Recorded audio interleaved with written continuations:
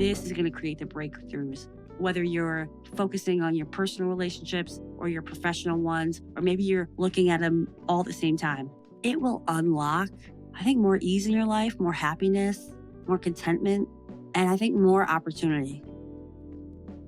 Hello and welcome to the Unlock Lab. I'm your host, Tosca DiMatteo. This is episode 47, part 2 of a 3-part series talking about building strong relationships, building relationships intentionally. And forewarning right now, I'm a little fired up about this topic. But before I get into it, if you are new here, welcome.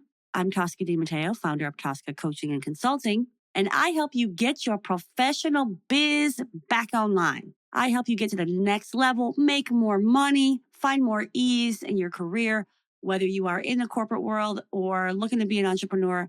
I'm the person that helps you at the intersection of personal growth and professional breakthroughs. If you want to learn more, visit CoachTosca.com. That's Coach Tosca, Tosca.com. All right. So first things first, if you missed the first part of this series, I highly recommend hitting stop on this and going back to episode 46 because I set it all up. And if you are lazy, just kidding. If you don't want to do that and you just want to dive right in, that's cool. Let me give you a quick recap.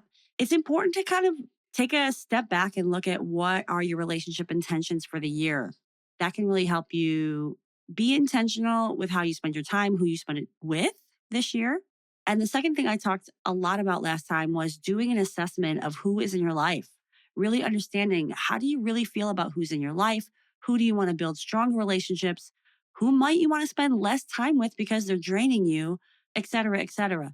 Doing an assessment is really helpful. I've done this myself, assessing who I'm spending time with. Is it raising my vibration? Is it making me feel good? Is it helping me get to new places or is it holding me back? And we don't often do this, right? Like we look at our finances, maybe if we don't have a scarcity mindset, we look at our goals, we look at our pantry and assess like, what do we need now? And we don't have a habit of doing it in our relationships. And I think it can be game changing because it will help you figure out where you want to spend your time. So I hope that if you've done some of this reflection on your relationships in your life, you started to see some patterns for yourself. Do you know what your relationship patterns are? AKA, do you know what your relationship ish is?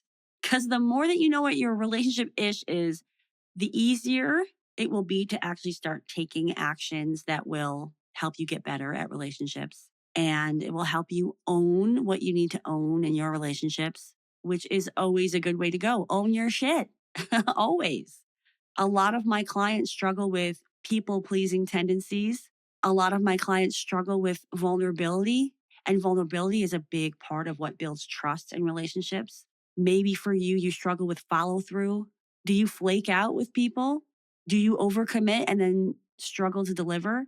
Knowing what your patterns are is so helpful because you can start to either take advantage of what your strengths are or work on what isn't working. For me, if you've listened to this podcast, you probably know what some of my issues, but if not, let me just recap, right? Like I have a longstanding abandonment wound issues. So I'm always asking, are you going to stay? Are you going to go? Am I going to lose you? I have a tendency to overgive when it's not reciprocated.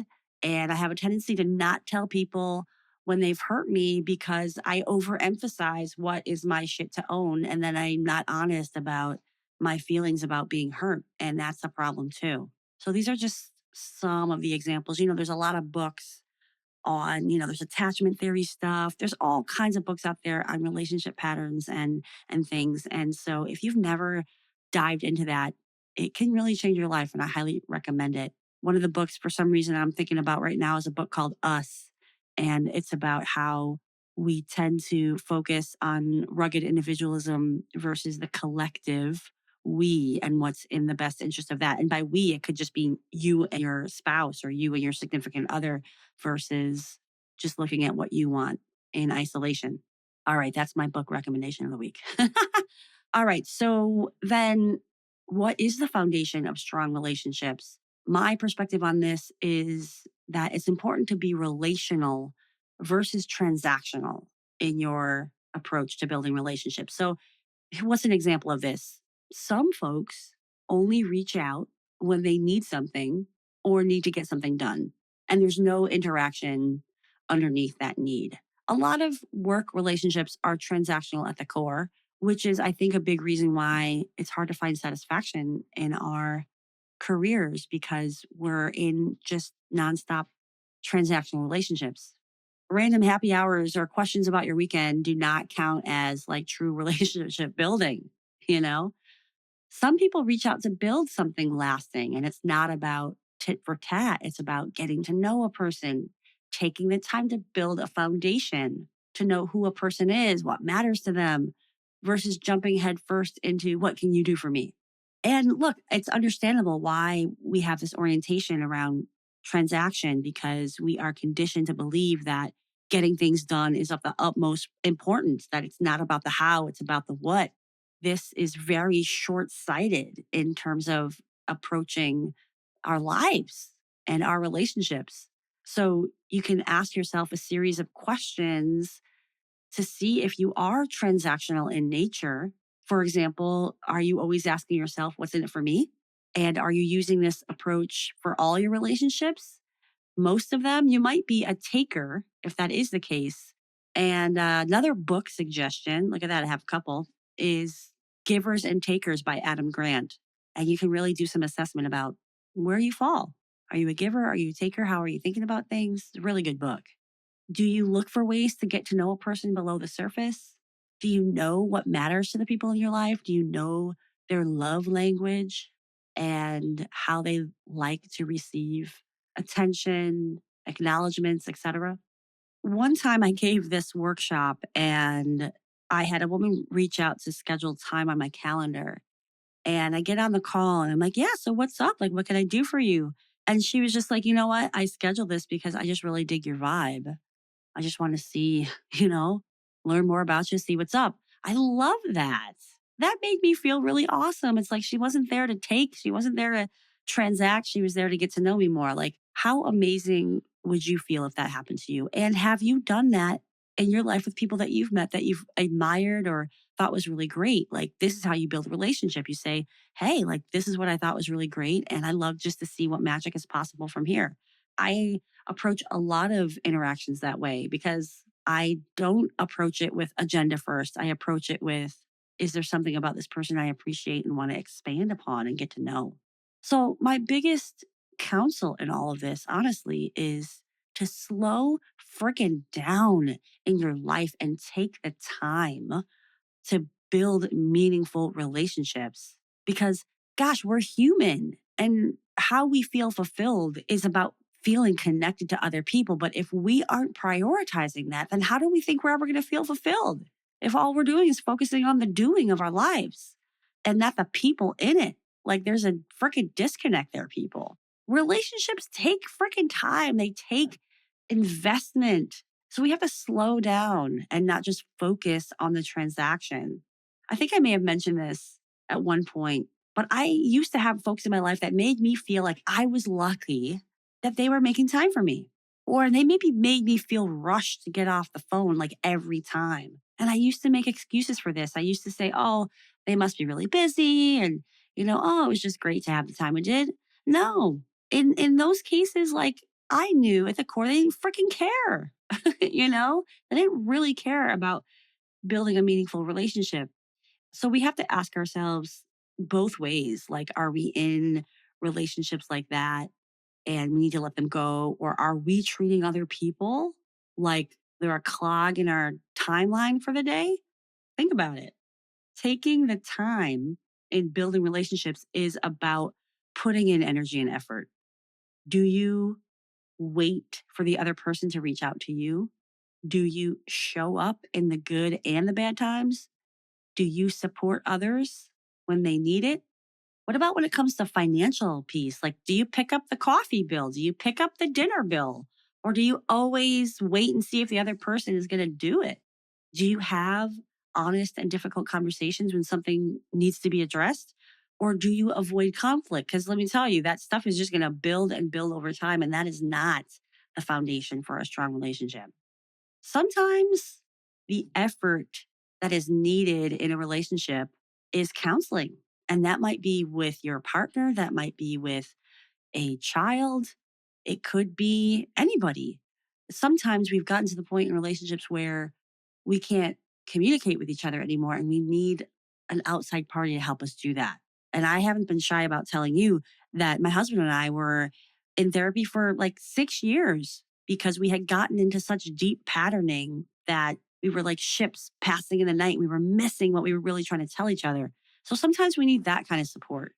I think all of this conversation around, are you putting in the time? Are you slowing down? It comes down to like, are you being generous in your relationships? Are you making space? Are you reaching out for no reason at all? I think I'm kind of notorious for texting folks when I just think about them. And there's research to show it actually means a lot to people when you reach out and you say, I was just thinking about you. Like it makes them feel good.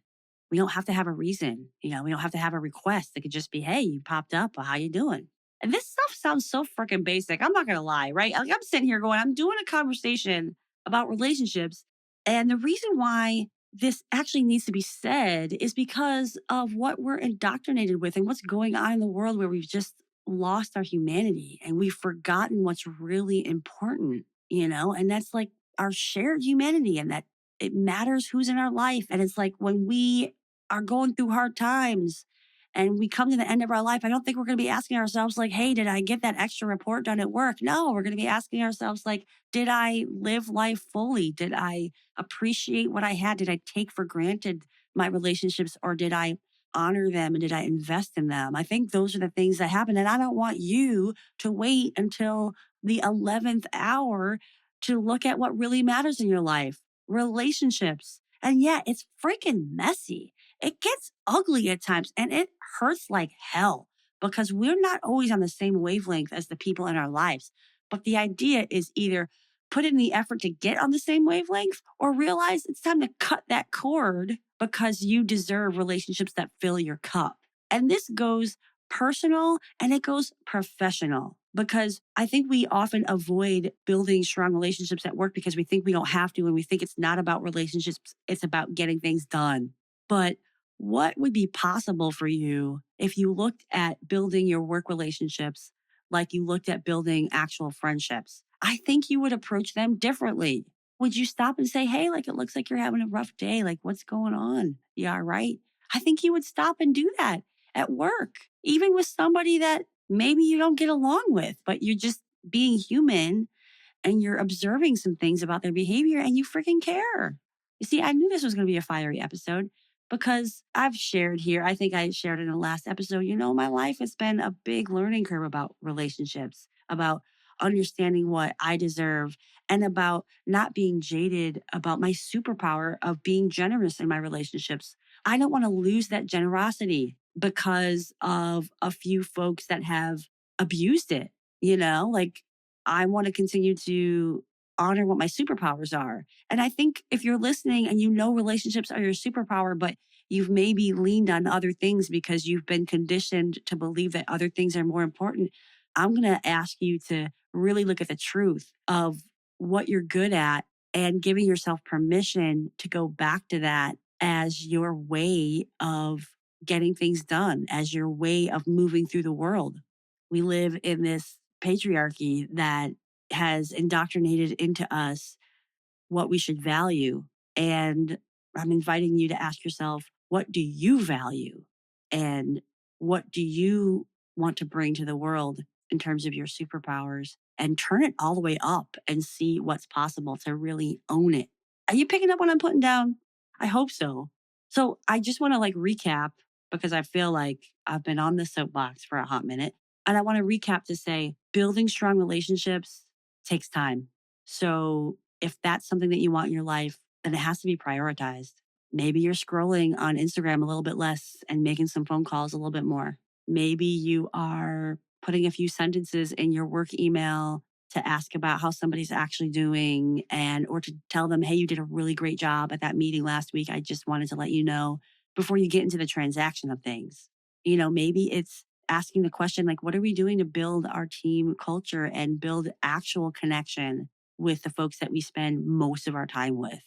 This is the stuff, putting in this work, this is going to create the breakthroughs whether you're focusing on your personal relationships or your professional ones, or maybe you're looking at them all at the same time. It will unlock, I think, more ease in your life, more happiness, more contentment, and I think more opportunity. Doors will open when you are helping open doors for other people. Open doors to your heart, open doors to opportunities, all the things. If you got something out of this episode, please share it with someone you care about. And if you want to like, rate, or review on the platform you're listening on, that would be awesome too. I got one more episode in the series, and I look forward to seeing you next time to put a bow on this series of building intentional relationships. All right. Thank you so much for being here, and ciao for now.